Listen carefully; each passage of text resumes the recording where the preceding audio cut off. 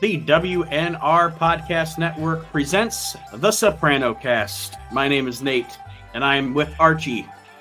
Hello, everyone. And we want to welcome you to the first episode. Not only is it our pilot, but we're also talking about the pilot of the television show, obviously, The Sopranos. Archie and I are both big fans of The Sopranos, and we wanted to do a podcast discussing the show, our fandom of the show. We know you are also fans of the show if you're listening to the show. I said show like 17 times just then. Right. But, just so everybody knows, we're not talking about a person who sings with a heavy set voice. We're not talking about a soprano. We're talking about the HBO series, The Sopranos. And Nate mentioned fandom. It's still my favorite HBO show. I don't care what they bring out. You know what I mean? Whether it was Entourage, this new Lakers show, The Winning Way. I still watch The Sopranos to today. I'll put it on when I'm bored and watch 5 episodes in a row, you know. So yeah, and it is one of the, I'm a binge watcher. Yeah. And it is one of those shows that I binge watch once to twice a year. Right. You know, when there's nothing else new out that I want to see or what have you. And you'll notice a difference here, ladies and gentlemen, already off the bat, because I myself am from the Midwest. I'm from Ohio. I'm from corn country. Archie's actually from Jersey. Yep. Here's the difference. You heard me say Sopranos, and you heard Archie say Soprano. Sopranos. Right. Right. The thing of it is that when people who know me all my life, and when The Sopranos came out, it was no big deal. But people who like meet me and know I'm from New Jersey, their first question, well, how close do you live to Tony Soprano's house? Have you ever been to Satriale's? Did you go to the Pizza Land? Do you know this? Did you do that? Did you? And here's the crack up. I've only been to like 4 of the places that they were to in that show. I have never been to Pizza Land, even though it's like 25 minutes from my house. You know what I mean? Yeah. So it's like, no, these are not places that people from New Jersey regularly went. Right. Yeah. Like You know? it's not, and it's not. I'm sure even people that are from there, like you said, you might drive by it every day. So Right. why would you ever visit? You know, it's just something in the background for you. Right. Exactly. You know what I mean? It's I've been to the Bada Bing, which it's not called that. Mm-hmm. It's called Satin Dolls. It's on Route 3 in Lodi. And the Tony's office that you used to see him go into the back there isn't really there. That was a soundstage. Because we got the whole tour of this gentleman's club. And yes, the front, when you walk in, it says it on the sign, home to the Bada Bing. I've been there. I've been to one sandwich shop that they went to. I've tried to go by Tony Soprano's house, but if it's not a day that they're allowing you to tour it, you can't get anywhere up near that place. The funny trivia about that house actually is in the pilot episode. That's the only episode they actually filmed inside that house. Right. The rest of the episodes, the entire rest of the series, they recreated the house on a soundstage. Right. Exactly. And I think it comes down to the owners not wanting to rent it out. Like I don't know if you paid attention to the pilot episode. We're going to get into it, but they show the meat store that they hang out in front of, and it's not the same name as we know. The name we all know, the pork store, Satriale's, is what it's called when you watch every episode. But in the pilot, it's called Sattarini's. So I think maybe after the pilot, they aired it, and then it took a little while for them to air the remainder of the series. I think a few people took a back step when they realized, oh, this show is mobbed up. You know what I mean? Maybe we don't want to be involved in this. Well, and also, I don't know if you knew this or not, because I was assuming going into the show, like, I'm never going to tell Archie some shit he doesn't know. But the pilot was actually filmed in 97. Yeah. And the show didn't begin airing. Yeah, the show didn't begin airing until 99. Right. So, and did you watch it? Excuse me. Did you watch it from the beginning on HBO? Yes, I watched when I there was months of hype and I saw, and I didn't even know who James Gandolfini was up until he came on as Tony Soprano. Like, I didn't know him from anything else. And then my dad, when we were watching one episode, like, he was the guy in I think it was what you call it, California Romance or something is the name of the movie with Brad Pitt and whatever.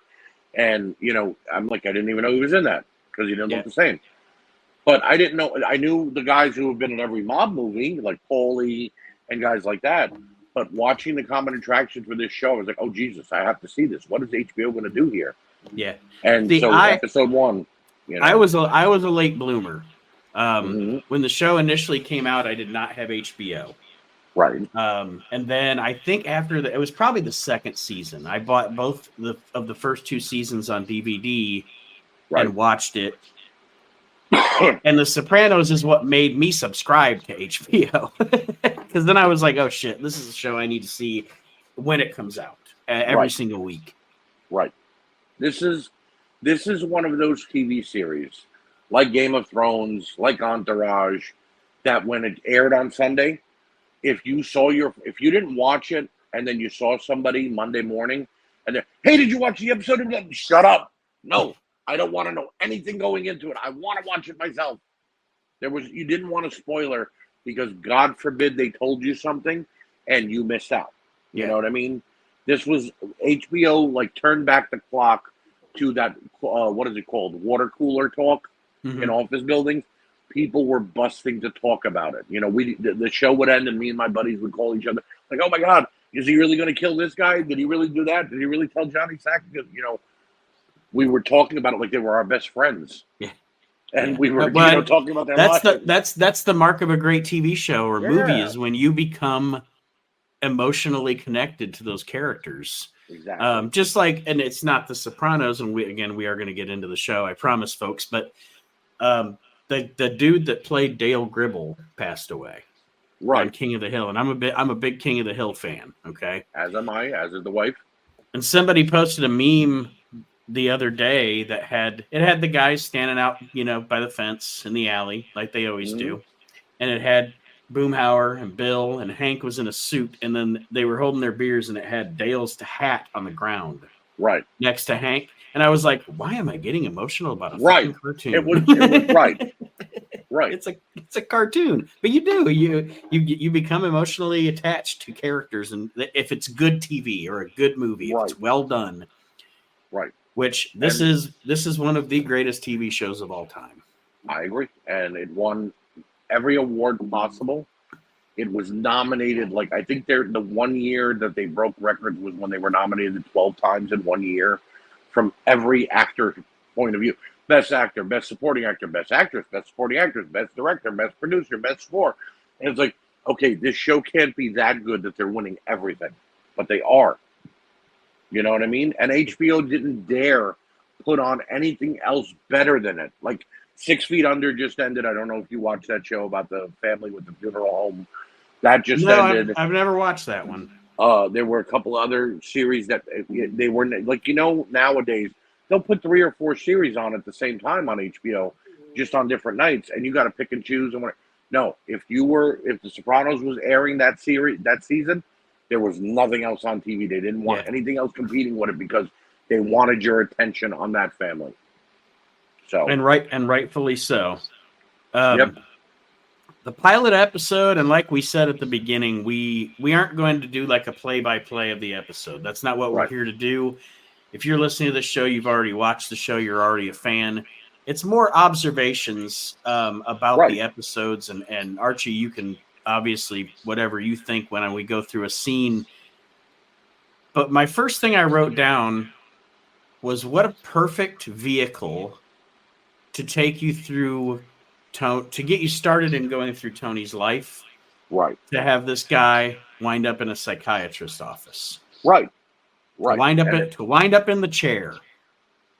And it just so happens the psychiatrist is also an Italian.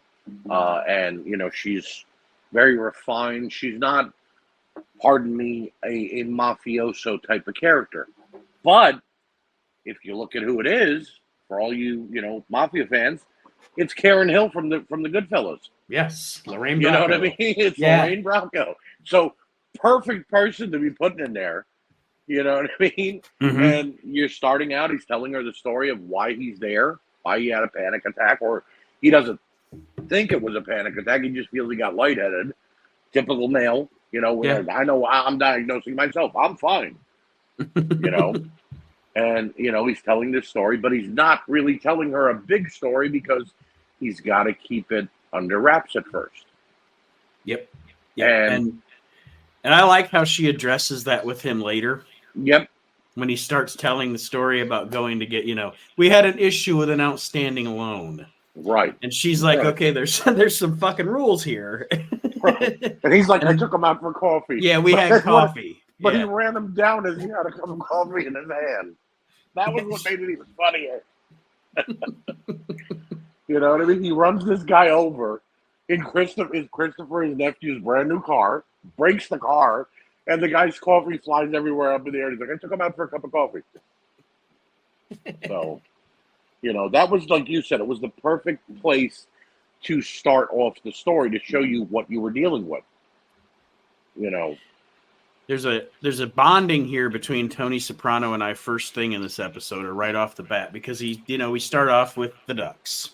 Okay. Right. I also love ducks.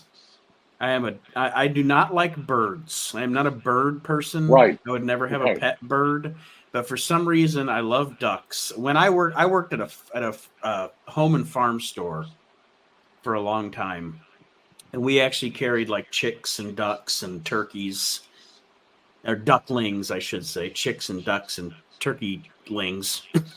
But when I was having a stressful day, my favorite thing to do was to fill a little bowl of water and put it in the duck thing and watch them play. Watching the little ducklings play brought me joy.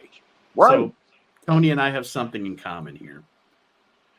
Right. As you come to realize, even before this episode, ends, the ducks were sentimental to him too. It wasn't just a calming or a relaxation to him. He looked at the ducks as being there as a treat. Because he asked his daughter, it's real special that they came here. And she's like, what do you mean, Dad? Because, of course, she's a 16-year-old girl. What does she care about ducks being in her pool? But he's like, it's special that they came here. He felt like it was a blessing or a gift that those ducks decided to pick his house to live at. Mm-hmm. And, he's getting real emotional, and he's throwing them bread. And but then, of course, which it seemed like to me, from day one, and I know a lot of people love the Carmela Soprano character. I was not a fan. But the minute the man walked in the door, now you got to admit with me, it had to be 6 or 7 o'clock in the morning because their children were getting ready to go to school. Yeah. She hit him with a to-do list in 3 seconds of that man waking up and going about his day. She didn't give him a chance to breathe. You know what I mean? Yeah. Yeah, and I have some notes in here about the dynamic between those two. Oh yeah, fantastic. Because I'm also not a huge fan of the character Carmela. Right. I am a fan of the chemistry between the actor and actress, though. Oh, definitely. And the way that they portray the relationship of the Sopranos is fantastic. And I also, like you mentioned about Meadow,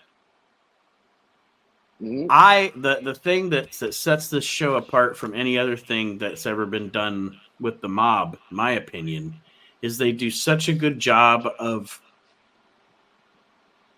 the family life too. Yes. He's a mafioso. His wife's a mafioso wife, but they have to deal with the angst of their teenage daughter. And of course, later we're gonna get into stuff with Anthony Jr. And I love the family dynamics too. Yeah, they've never painted in any mob movie I've ever watched, even with The Godfather, except for the 4 main sons. You know what I mean? The Tom Hagen and then Michael, Sonny, and Fredo. But as a dynamic, like you said, this was actually going into the kids' mind with the Sopranos, because you knew everything Meadow was doing, you knew what was going on with AJ, and you really got to know the whole family. So you watched his kids grow up, and it wasn't just like, oh, okay, they're kids. No, these are characters I can relate to too, because, well, maybe I have a 16-year-old daughter or an 11-year-old son or whatever. So you kind of get like, well, if his life is this crazy, and he's a mob boss, then my life must be peaches and cream because I don't got to worry about somebody killing me tomorrow. You know what I mean? I just got to deal with my children. So, well, and they kind of give you the what it's like to be in the mob, but also be a family person later on in the episode when Meadow's trying to sneak into her room. Oh God. And out comes Carmela with a shotgun. You know, like we are under constant threat in front of the priest. I remarked to my wife recently when I rewatched the episode, like she didn't just go out and pull out a semi-automatic rifle in front of the priest. God damn it! You know what I mean? Like the priest just looked at her like, "What are you doing?" Oh yeah, well you're right. It was. I said shotgun. You're right. It was a semi-automatic. But even if it would have been a BB gun, why are you doing this in front of the guy that's there to pray for you? You know what I mean? He's going to go back and tell the whole parishioner now they've got guns in that house. Those Sopranos are crazy. You know what I mean? So, but yeah, Meadow trying to sneak back in the house. She can't go skiing anymore because earlier in the show, the deal was if you're a good girl and you get your grades up, you can go skiing with your friend for Christmas. And, you know, that gets taken off the table. She's bitching and moaning now like most teenagers do when they don't get their way. And it's just the one thing I will say, it is very evident that Jamie Lynn Sigler, who is Meadow Soprano, had a lot of work done from the first episode to the last episode. even from the pilot to the next episode, because like we said, it was over a year. Right. The nose job is evident right away when you go from episode 1 to episode 2. Very much so. Also, just as note, the actor that plays the priest in this episode does not play the priest after the pilot. It's a different actor, same character, different actor. Right. And also, I don't know if you knew this or not. Later on in the episode, we see Adriana as the hostess at the restaurant. Yes, we do see her right at Vesuvio. Yes. That was a different restaurant. Yeah. That was when they wrote this. That character was not Adriana. She was not written as Adriana. Adriana was not even a character yet. I don't know if you knew that or not. I didn't know that. Yeah. So they made up. There's an episode later on down the line where they mention her being a hostess. Right. They made that up during that episode just to make it make sense. Understandable. But yeah, so in this pilot episode, technically that character is not Adriana. Right. Or it was not written as Adriana. Right. She's probably listed as blonde hostess or something like that. Right. Yes. Right. No, yeah, the Adriana character really doesn't start to take shape until like the 4th or 5th episode. And even then, she's just Christopher's girlfriend. Yeah. It really takes to like season 3 for Adriana to become a focal point of any part of the show. Mm-hmm. So, you know, but yeah. My central theme going through my notes here is that this is the other thing this pilot does wonderfully is in an hour we meet almost every important character. Yes. Almost every important character. Right. And we also now, by the end of the episode, we know Tony's dynamic with each of those characters. Because the next thing that he talks to Melfi about is his Uncle Junior. And he says, in his words, my uncle adds to my general stress level. Right. I love how he's being political about it, you know. Right. Right. Well, yeah, he can't say me and my uncle work together and he's adding to my, you know, he's making times hard at work, because then she'd ask him, what do you do? And I don't think it would be believable that they both work in waste management together. You know what I mean? Yeah. Yeah, you know. But yeah, the thing that I noticed, this was something else that I noticed. One of Tony's captains, the fatter gentleman, who is not Big Pussy Bob Pizzero, he's one of the other captains. I believe his name is Sally Boy or something like that. Tony and him are eating at the table, and they're talking about, you know, Junior and all the stuff Junior's been doing and pissing them off. And he says to Tony, well, it's because he knows you're really in charge and you're the boss of New Jersey, and he's just a guy walking around with the badge on. We actually don't see that happen for like 3-4 episodes later that Junior takes the reins as the acting boss. So I think maybe from the pilot to the second episode, they rewrote what they wanted because Tony was not technically the acting boss yet, and neither was another character we're going to see in episode 2, not Jackie Aprile. It's Jackie Jr.'s father, Richie Jackie Aprile Sr., who has cancer. You know what I mean? But they're already mentioning them being the boss of New Jersey when that doesn't come into fruition until like the 4th or 5th episode. Mm-hmm. So, like I think there were a few rewrites. Like, okay, well, this was a couple of years ago, like you mentioned, 97. We got to lead up to one of them taking charge. Well, and I also noticed, I don't know if you noticed this or not, because it was just a little detail to me. That a lot of times, any other time I've ever watched this show, I'm watching it for enjoyment. So now I'm watching it and actually analyzing it for the show. So I'm picking up on things that maybe I didn't before. Did you notice that in this episode, you know, where Tony and the guys are at the table outside, and Silvio shows up? Right. It almost seems like in this episode he was not meant to be part of the crew. He's just like a guy on the street. Well, that's a good point, and I think did you see the Many Saints of Newark, the Sopranos movie? Yes. Okay. If you pay attention in that movie, Paulie and Silvio are actually working for Tony's father and are much older than Tony. So, and that still is evident in the series as well. But I think that the pilot episode, they kept true to that story they wanted, that they weren't really a part of Tony's crew yet. And like then they saw the overall, the way the characters were talking to one another, and going, okay, Silvio and Tony work well together. We got to find a way to put them together. Right. And then they made him his consigliere, you know what I mean? So I guess in the first episode, they were testing everybody out, like who works best where. Mm-hmm. You know. And then obviously we go into we get to meet Junior, and we get to meet Artie at the restaurant. Yes. So we get our first look at those two guys, because the story here is Junior's going to take care of some business. If you will, at Artie's restaurant. So, I believe the exact saying is Junior wants to whack little pussy. Yeah, not big pussy, little. Not pussy. big pussy, little pussy. I think they actually say that in the episode. They do, because it's Big Pussy Pampacero is the guy that's with Tony, his best friend, and then Little Pussy Malanga is the guy that owes Junior $200,000. And you find out later on, like, if you remember the episode where Tony gets shot by Junior years later, he thinks it's Pussy Malanga. Yeah. And that's why he shoots him. So it all comes back around to this first episode and everything that was supposed to happen. And you talk about some chemistry. The next thing I wrote down, oh yeah, now we get to Ma's house. Yep. The character, Tony's mother, and it, not in the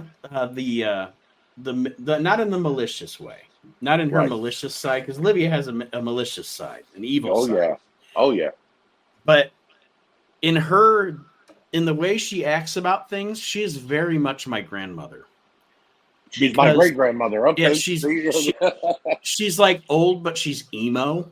Like when he brings her the CD player. Oh, I don't want that. She's just so negative all the time, and blah. Yeah. And my grandmother is so like that. She's so like everything is this big dramatic thing, and so my grandfather's mom, God rest her soul, used to have a way with words where you knew what she really meant, even though she was saying something completely different. Yep. And she used to, my granddad had it clocked. If he didn't get off the phone with her in 10 minutes, he was going to hear something he didn't want to hear. And when she would end the phone call and go, "Okay, my son, God bless you," and hang up, he knew that kind of meant, "I'm mad at you, but I'm not going to tell you why." And then he'd get all upset. Yeah. And in a lot of ways, Livia does that to Tony, whatever. You never let me feed you. Or, yeah, look who doesn't call his mom. You know what I mean? It's like, it's that draining energy that just comes out of a person because somebody says something like that. Yeah, look who never calls his mom, but then when he shows up or calls, all he gets is grief. Right. He called in one of the episodes we're going to see soon. I don't want to give any spoilers, but he calls her and she answers. She's like, "Hello, who is it?" He's like, "Hey, Mom, what's up?" She's like, "Who is it?" He's like, "Who else calls you Mom?" I'm like, "Yeah. What kind of mother asks their child who is it after they say, 'Hey, Mom'?" But It is, and one of the, and it's later in the episode, but like I said, it's not like we're going blow for blow here. Right.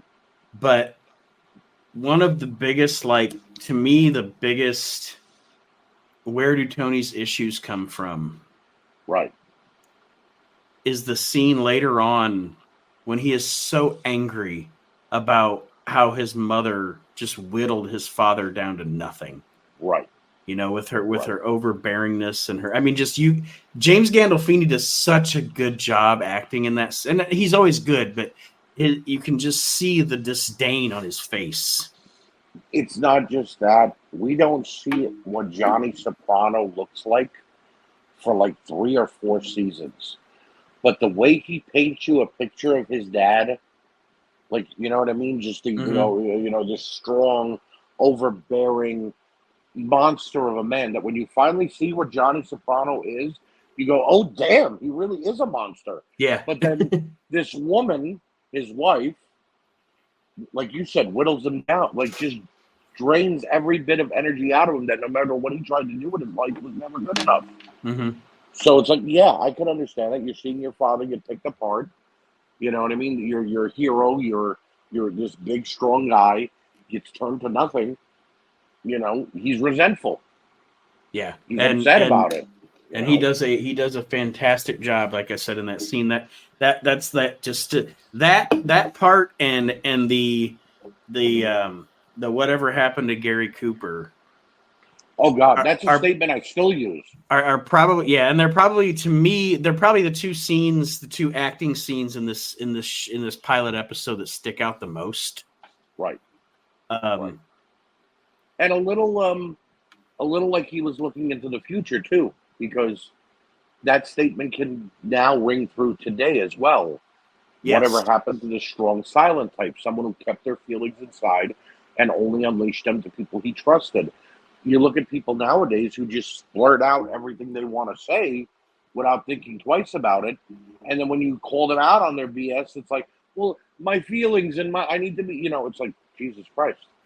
Yeah. So he was very foretelling in that he didn't like the way the world was turning. Even though he was with a psychiatrist, he was still holding a lot back. He was telling her certain things that she needed to know, but he didn't go that into detail until he had to. Right, until he had to. So, and the funny thing about this show, as it pertains to a mafioso being in a psychiatrist's office, at the same time this TV show came out, a year or so in between, Analyze This came out. And that was a polar opposite, because it was on the comedy level of it. I completely forgot about that they were so close together like that. Yeah, so it was, you got the comedy aspect of Robert De Niro and Billy Crystal, and yeah, it's still about the mob, but it's really not, it's more to do with the guy's feelings. But then here's The Sopranos, which is taking the more serious side of it, and also showing you not just the mob side, not just his life, his family style life, but also all the other things that he's going through with everything. Whether he had a girlfriend, whether he had whether he had a dad, the people he loved and trusted, and then worried about, well, are one of these people going to flip on me eventually and going to get me in trouble? Yeah. Yeah. Oh, and speaking about Junior, one of the things that I had read, going through little trivia things to bring up during the show, Junior was originally almost cast. Robert Loggia was almost cast as Uncle Junior. Robert Loggia ends up making a cameo in the show. Yeah, I think he does. Season 4 or 5. Mm-hmm. As Feach Lamont. Yes. And He was great in that role, but I don't think anybody else could have been Junior Soprano, but the guy they got to play him. Yeah, and you think about that sometimes when you read like trivia about shows. Where you're like, this person almost got cast as this character, and you're like, I can't see that. I can't see anybody else as Tony Soprano. I can't see anybody else as Uncle Junior. Yeah, right. You know, even in they did the movie, The Many Saints of Newark. They didn't just cast any kid to play Tony Soprano. They cast James Gandolfini's son to play Tony Soprano. Yeah. You know what I mean? So it was like, hey, we got to make him look like himself when he's younger. So get his kid. You know? So, yeah, I don't think anybody else would have played Uncle Junior. As great as Robert Loggia is, I just don't think he would have been able to pull it off. Same. You needed an old crotchety guy, not a psychopath. Yeah, definitely. Know? So, but the thing of it is, you see Junior, and I always liked the Uncle Junior character because he added a different aspect to him. But when you look at the real storyline of it, that we're going to get into eventually, he was actually madly in love with Tony's mom, who was his sister-in-law. Mm-hmm. And he was using her to help him. You know, he goes and visits her at her home, and then eventually when Tony puts her in the assisted living and everything like that, Junior was always visiting her and you know, having a relationship with her. You don't really see that in the world. Like, after somebody's brother passes away, yeah, you're still cordial with your sister-in-law, but you don't become best friends. Right. You know what I mean? And they were two peas in a pod.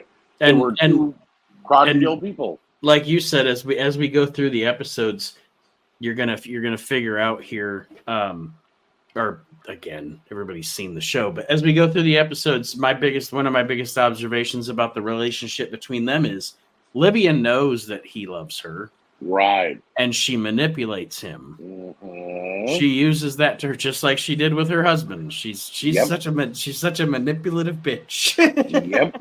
And again, that's where Tony gets the manipulative side from. Because when you look at the Tony Soprano character, people who maybe should have been pissed off at him loved him. And people who loved him were very easily pissed off by him. Right. You know what I mean? So we get our introduction. Again, like I said, they're doing such a good job of bang, bang, bang, introducing you to characters, what their dynamic is. We also get our introduction to Hesh. Yes. During this episode. Who was actually really Tony's consigliere, you know, throughout the seasons, because when Tony needed advice, he called Hesh. Yes. You know what I mean? That was his father's best friend, his best friend. And yeah, Hesh was somebody Tony felt comfortable talking to because he really wasn't in the mob. He was just a friend of the mob. So he knew he'd give him an outside perspective. You know. Yeah, and he's almost, and I know the characters aren't. There's a different what do I want to say? There's a difference in where they fall in their respective families. Right. But Hesh is almost Tony's Tom Hagen. Right. You know, exactly. he's not his lawyer. No, but he's somebody who's there when Tony is like, okay, what should we do? And 5 of his guys are like, we got to kill this guy. We got to make him disappear. We got to do this. We got to do that. Hold on. Calls Hesh. Hey, what should we do? Well, see if he can be bought out. You know what I mean? Yeah. And he gives them the other aspect of things. You know, if it's not financial, though, then take him out. You know what I mean? Yeah, the option. I just remember watching this pilot episode. And again, like we said, the characters and stories are going to flesh out over the next seasons of the show that we watch and review. But I remember distinctly when this pilot episode, when I first saw it, thinking, "Oh, this guy's the Tom Hagen of this series." Oh yeah, I saw Hesh. Oh yeah. Hesh. The first season, like the pilot episode in the first season, Hesh is just there. But then all of a sudden he grows into a character that you love and hate at the same time because you realize, oh, he's just as manipulative as they are. Mm-hmm. You know what I mean? He has his little qualms too where he pulls moves and gets money that he maybe shouldn't be getting his hands on. Yeah. So. Tony tries to give Artie cruise tickets. Yep.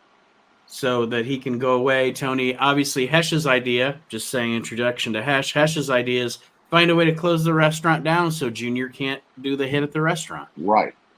And once again, like you said, Tony sees, okay, Hesh has the good alternative because he even gets that little shit-eating grin on his face when he says it. Right. But, of course, Artie has to give the tickets back because his wife pretty much says they got blood on them. And I get that. Look, when you're a friend of somebody in that type of business or any business that's shady, you don't want to take from them. But she acted like if he was handing him a gun and $100,000. They were cruise tickets, for God's sake. She just didn't like Tony and didn't like the way that Tony could make Artie do what he wanted. Right. You know what I mean? So she was very much so always telling Artie, well, you can't take that from him, or you can't do that with him, or you can't. Well, they were best friends since high school. You know what I mean? When two guys have known each other 20 years. I'm sorry, I didn't mean to cut you off. No, you're good. But you're good. As the series goes on, we talked about Carmela earlier. Mm-hmm. I find that I generally dislike Artie's wife as well. Charmaine is one of the biggest trash bag human beings I've ever met. Because she likes to make destruction for no reason. Yeah. You know what I mean? It's like, and we all know someone like that in our real life. Yeah. So it fucking hits a raw nerve. Oh yeah. Oh yeah. I agree. Yeah. Artie for all he was worth was by far the purest character on the show. You know what I mean? He was loving. He was there to do anything that Tony wanted or anybody wanted. And when he needed something, Tony tried to offer it to him. And Charmaine, Artie's wife, was just, nope, we're not taking it. And then they ended up in shit. You know what I mean? So being a fucking buzzkill. Yeah.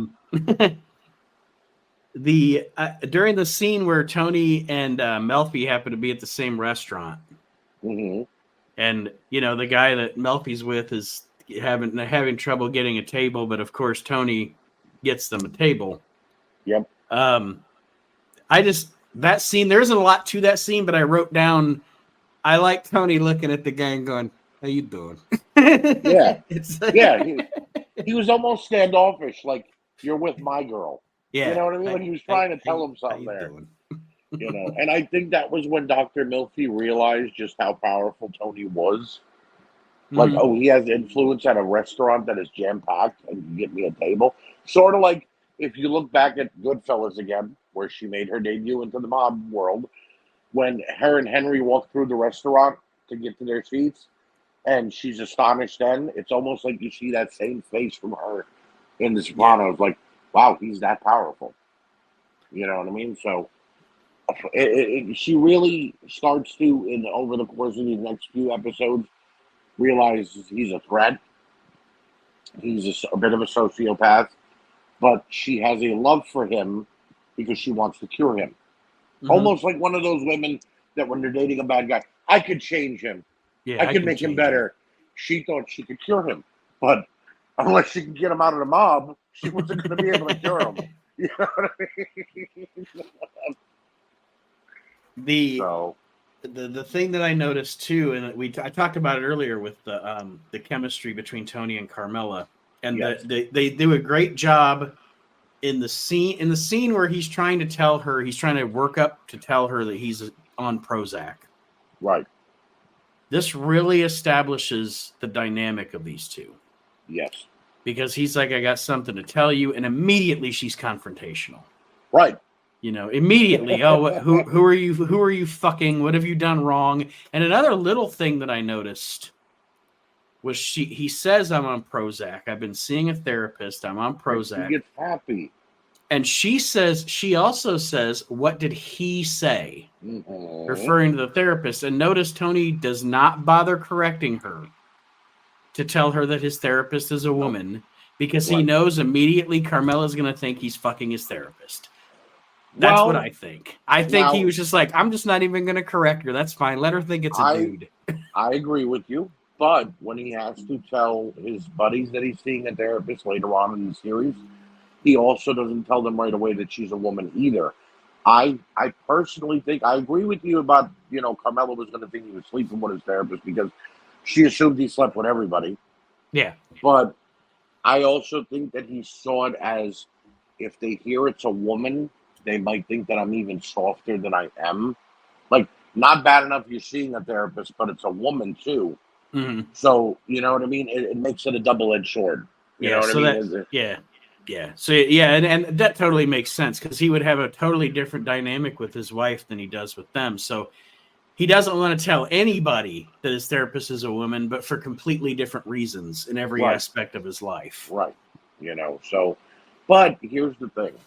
I think that if I was a person who could go, who went to therapy, I think I would feel possibly more comfortable with talking to a woman, and here's why.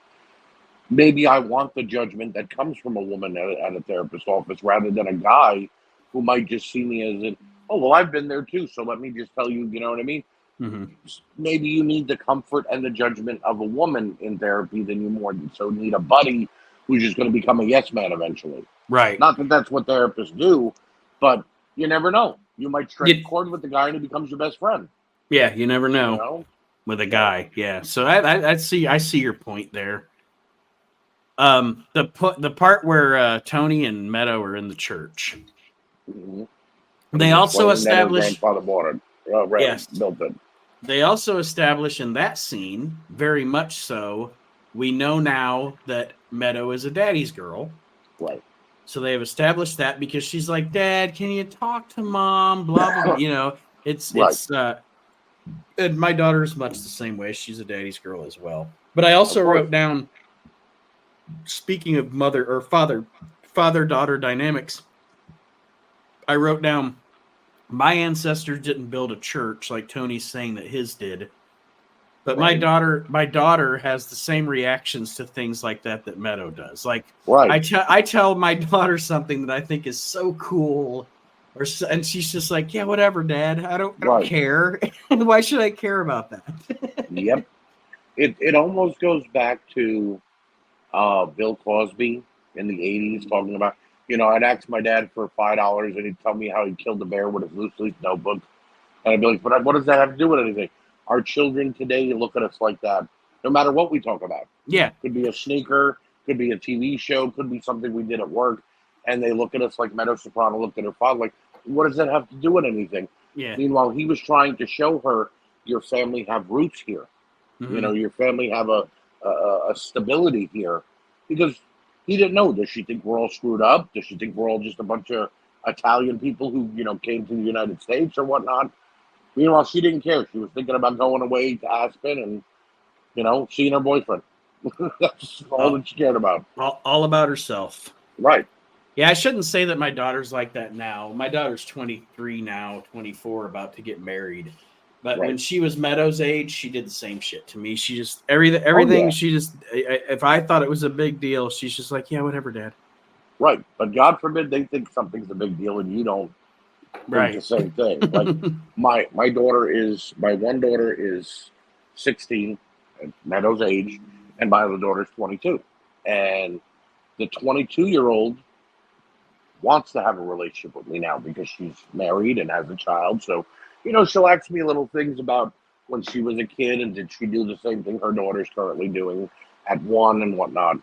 And the 16-year-old just, it's a favor. Could you take me to go see the Barbie movie? Could you drop me to my friend's house? Could you take me here? Could you take me there? Yeah. And it's like when I try to, like, how's your day going? Are you okay? Do you need anything? I'm fine. And it's like, okay, why are you so mad? You know what Yeah, I mean? and when my daughter at that age got not necessarily distant, but just like it's a shock for a father because you're Yeah. for so long until they're like 13 or 14, they're literally daddy's little girl. They're at your hip. And then all of a sudden they're not, or they Right. still are, but they're not. But I remember telling Right. my wife, "Oh, I'm losing her," and she's like, "No, she'll come back. Don't worry, she'll come back." And she did. They do. But, Yes, they do. well, of course, then we see the ultimate solution for the restaurant problem. that's been going through this whole episode. Blow it up. Blow it up. Blow it up. Hey, the motherfucker wouldn't take the cruise tickets. I'm just saying. Right. But in Tony's mind, blow it up. He'll get the insurance and he'll make a bigger restaurant, or let my uncle kill somebody in it. They close his restaurant anyway. He doesn't get the insurance money, and all hell breaks loose.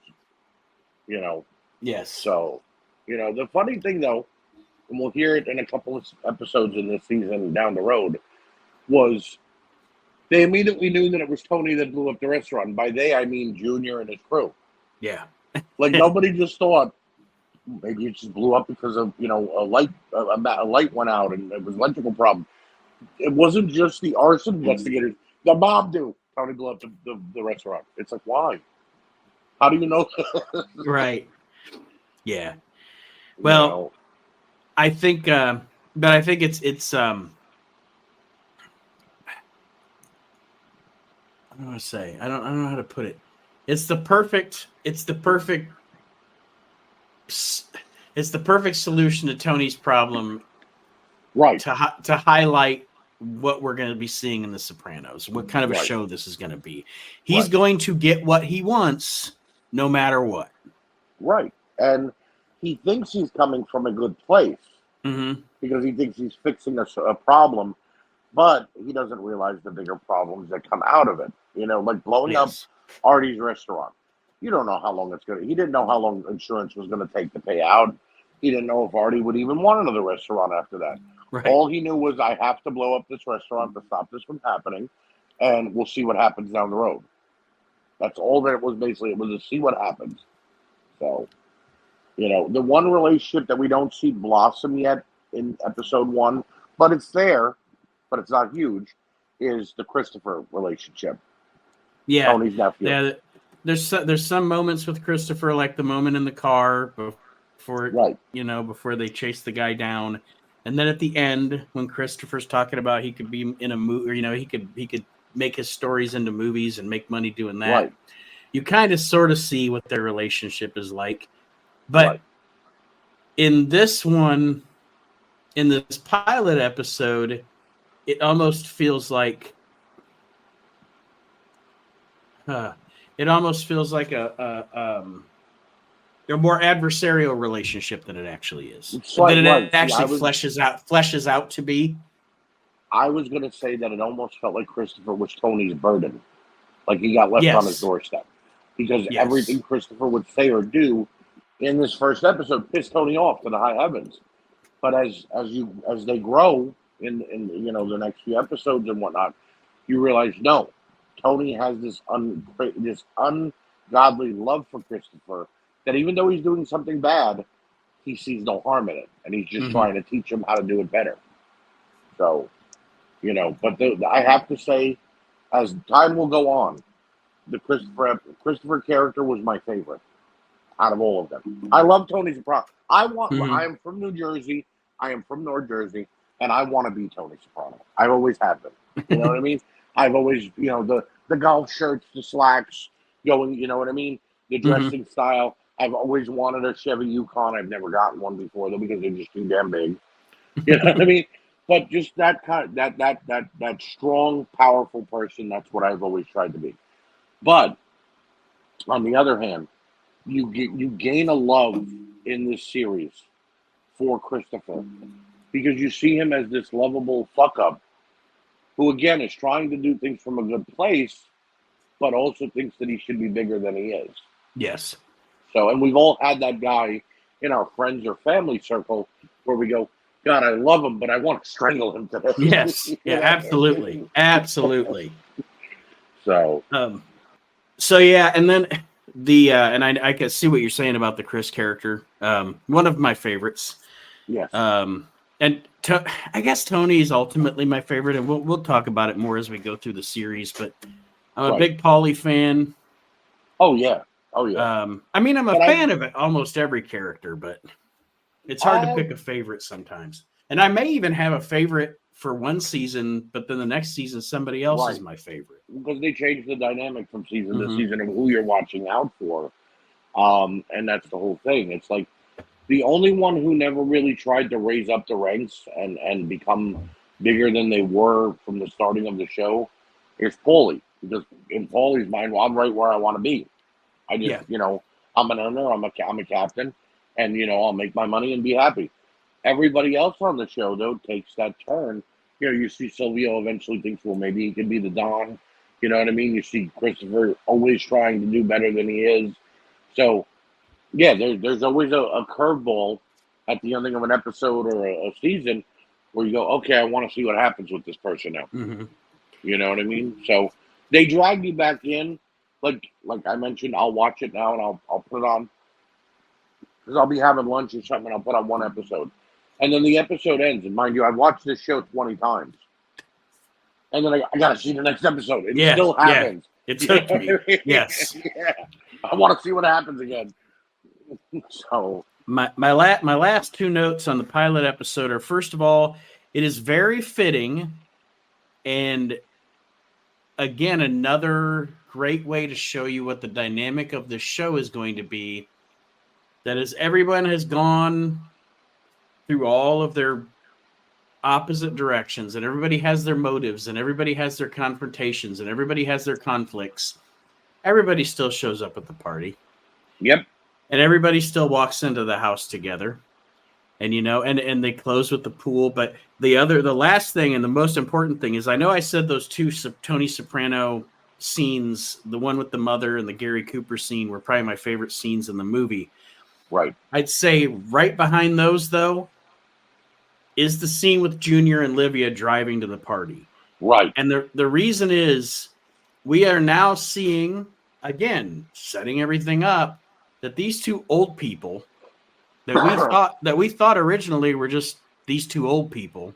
Right, background fodder. They are actually our villains, folks. Yep. Yep. And they get stronger as the day goes on.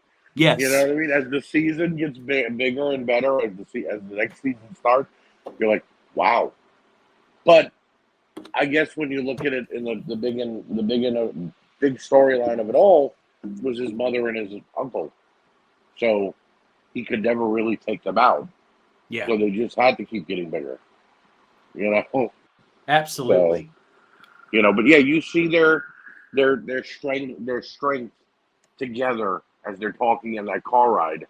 And it happens a lot throughout the season. They're together, they're talking about certain business aspects. And Tony's mom was up to date on everything. Yep, she is. You know what I mean?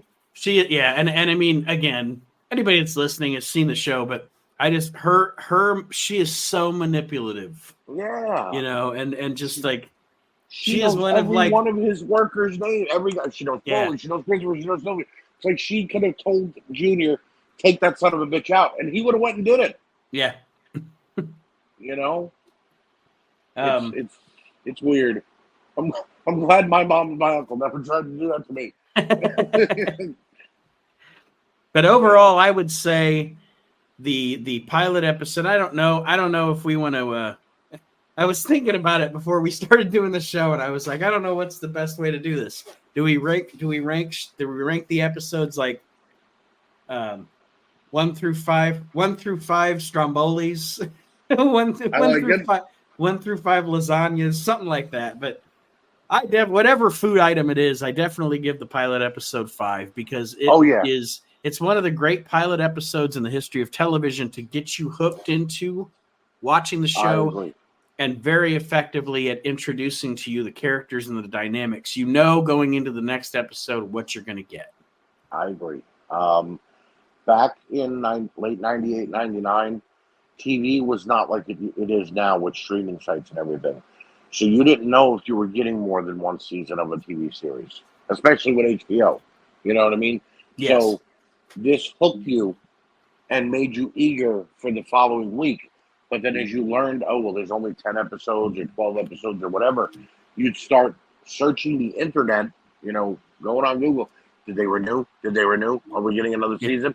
Weeks before it was set to hit the finale, because you were making sure when is it going to air. So you could be ready, you know what I mean? And discuss what you think is going to happen.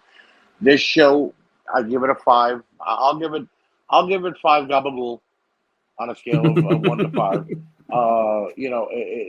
That for a pilot episode, it was by far better than a lot that I've ever seen. I don't know if you watched the new HBO series, which actually just wrapped a couple months ago completely. Succession, about the father and his children. Fantastic show.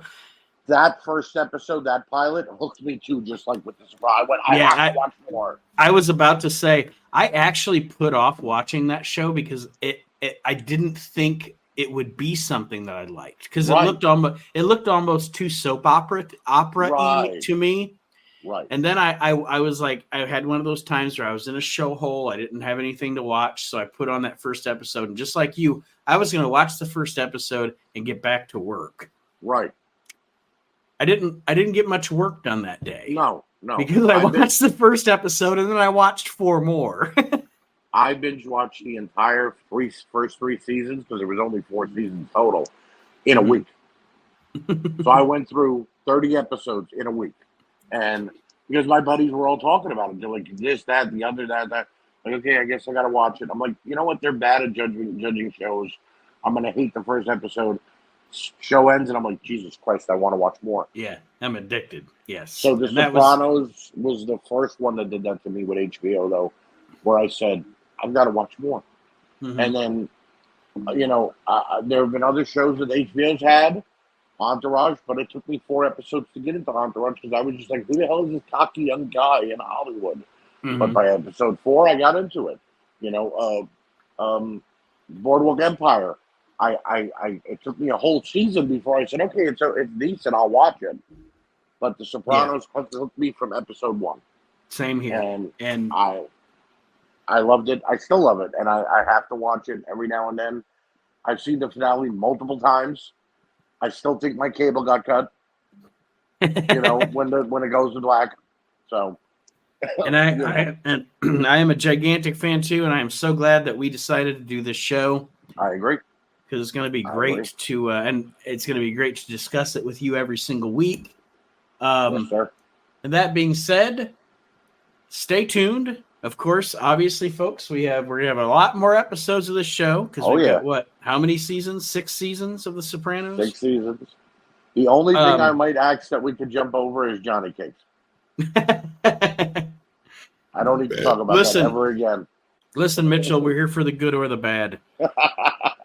I do You want to hear a funny story real quick? Sure. So I go to Atlantic City to like one of those disco bowl at Taj Mahal things, and the actor that played Vito is there. But this is like a year before that season comes out. So I meet him and I'm like, dude, I love you on The Sopranos. You're great. I hope they don't kill your character off. He's like, no, wait, it's going to get so much better. That season comes out, and I'm like, motherfucker, what did he mean it was going to get better? This is horrible. This is ridiculous. You don't know the definition of the word better, my friend. Right. So, I was like, he must have been pranking me or something. He thought I wanted to see him turn gay. So. But obviously, we will be posting this to those of you that are already listeners to other podcasts here on the WNR Podcast Network. Yes. So that'll be in our Facebook group. Also, if you have any feedback for this show, I have set up a Gmail. If you have feedback, if you have anything you want us to discuss, et cetera, your opinions on certain episodes, you can email at sopranopodcast@gmail.com. I wanted to have something where the listeners of this show could contact us directly. And interact a little bit, yeah. Yes. And also, if I find that we are getting because it's just, it's one of those things where you don't want to do it if you don't see the need for it. But once we find that we're getting some listeners, getting some discussion going, maybe we'll start up a Facebook group for this show, dedicated to The Sopranos. So, right. But baby steps. This was the first episode, and Archie, I think it was great, and I hope everybody else enjoed it. And that being said, everybody, we will see you next time around. Thank you for listening to the pilot episode of the Sopranocast, which was about the pilot. Bye, Archie. Good night.